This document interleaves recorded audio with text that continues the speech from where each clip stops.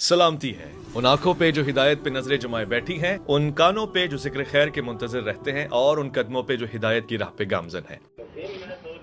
जी जी जी फरमाइए। मैं ये गुजारिश करूंगा कि मुमताज कादरी साहब ने दो बदतरीन जराइम का इर्तिकाब किया है। उन्होंने शरीयत की रूह से एक ऐसे शख्स को कत्ल किया है जिसके कत्ल की शरीयत में इजाजत नहीं थी। मसला अदालत का नहीं है। मुजरम अपने जुर्म का एतराफ कर रहा है और ये कह रहा है कि मैंने कत्ल किया है। कुरान मजीद बड़ी वाज़ेह तरीके पर यह बात कहता है कि जिसने किसी एक इंसान को नाहक कत्ल किया उसने पूरी इंसानियत को कत्ल किया। दूसरे बड़े जुर्म का इर्तिकाब उसने ये किया है कि वो एक शख्स की हिफाजत पर मामूर किया गया था। उसको इस मकसद के लिए तनख्वाह दी जाती थी, उसने इसके लिए हल्फ उठाया था, उसको इस मकसद के लिए तरबियत दी गई थी। अगर उसके अंदर कोई वाक़यातन कानून का, शरीयत का एहतराम था तो उसे पहले ये मुलाजमत छोड़नी चाहिए। इस चीज का हम एहसास नहीं करते कि हम किस चीज की तायीद कर रहे हैं।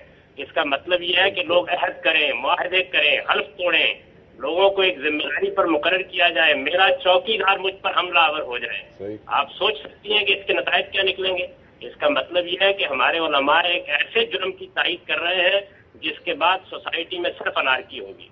दूसरी बात जो मैं आपकी खिदमत में अर्ज करना चाहता हूँ वो ये है कि दीन के मामले में और रिसालत मआब सल्लल्लाहु अलैहि वसल्लम के बारे में सिर्फ मुस्तनद बात जुबान से निकालनी चाहिए। यहाँ जो सैयद उमर फारूक का वाकया बयान किया गया है, उलमा इस बात से वाकिफ है कि ये एक मुरसल और गरीब रवायत है। इसकी ये हैसियत नहीं है कि इसकी बुनियाद पर लोगों को कत्ल करने का लाइसेंस दिया जाए। हमें देखना चाहिए कि हम खुदा की किताब के बारे में और खुदा के पैगंबर के बारे में क्या बात कह रहे हैं। रिसालत मआब सल्लल्लाहु अलैहि वसल्लम का अपना इरशाद ये है कि मन कज़बा अलैया मुतअम्मिदन फ़क़द कफ़र, जिसने मुझ पर झूठी कोई बात लगा दी उसने कुफ्र का इर्तिकाब किया। रिसालत मआब सल्लल्लाहु अलैहि वसल्लम की मोहब्बत का अव्वलीन तकाजा ये है कि आपकी तरफ किसी गलत बात को मंसूब न होने दिया जाए। मैं इसी जज्बे और एहसास के साथ ये कहता हूँ कि इस मामले में जो वाक़यात सुनाए जाते हैं उनमें से बेशतर नक़्द और तहकीक के मेयार पर पूरे नहीं उतरते।